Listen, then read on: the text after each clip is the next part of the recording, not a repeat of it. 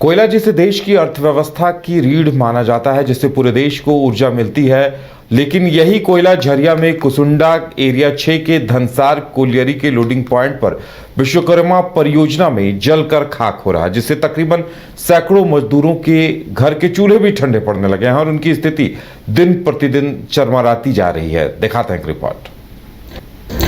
झरिया के धनसार के loading point पर करोड़ों रुपए का कोयला जलकर खाक हो रहा है और इन अफसरों की लापरवाही तो देखिए।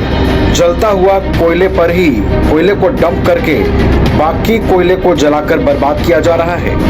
इस संबंध में मजदूर राजेश मरांडी से जब बात की गई तो उसकी बातों से लगा कि वो मजदूर है, इसलिए मजबूर है। जब मजदूरों से पूछा गया कि जल रहे कोयला पर कोयला क्यों डंप किया जा रहा है तो साफ जवाब आया कि महाप्रबंधक का आदेश है। देश के लिए तो इसमें बहुत सा दिक्कत है। जहाँ 1.5 लाख 2 लाख टन को यहाँ प्रोडक्शन होता है, डिस्पैच होता है 50,000, समझे ना, 1.5 लाख टन कोयला जल जा रहा है। और इसमें हम लोग बहुत बार जानते हैं, ऑब्जेक्शन भी किए मजदूर लोग कि भैया क्यों जानते हैं, आप जानते हैं कि आग के ऊपर कोयला डंप कर रहा है, मगर ये लोग बोलते हैं कि नहीं वो जीएम साहब का ऑर्डर है।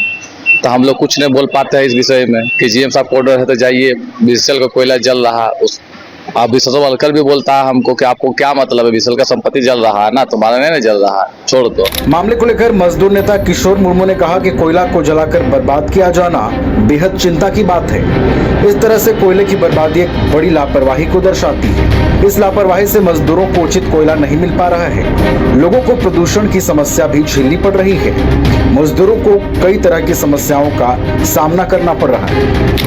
देखिए ये विश्वकर्मा प्रोजेक्ट लोडिंग पॉइंट है, इससे बहुत दिक्कत हो रहा है। यहाँ प्रदूषण भी हो रहा है, हमारा अच्छा जो कोयला है वो भी जो है जल जा रहा है और मजदूर लोग के लिए जो है उचित कोयला भी नहीं मिल रहा है। लोडिंग के लिए भी दिक्कत हो रहा है।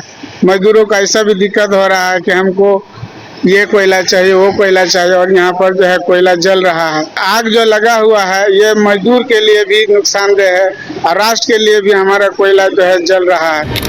विश्वकर्मा परियोजना में जिस तरीके से कोयले को जलाकर खाक किया जा रहा है, ये कोयले के ऊपर निर्भर मजदूरों और क्षेत्र के लोगों के लिए चिंता का सबब बन सकता है। जलते कोयले की स्थिति पर एटक के उपाध्यक्ष महेंद्र भुइया ने कहा कि कोयला से ही मजदूरों का भला होता है, लेकिन इस क्षेत्र में अगर इस तरह से कोयला जलता रहेगा तो बड़ा नुकसान मजदूरों को भी होता रहेगा।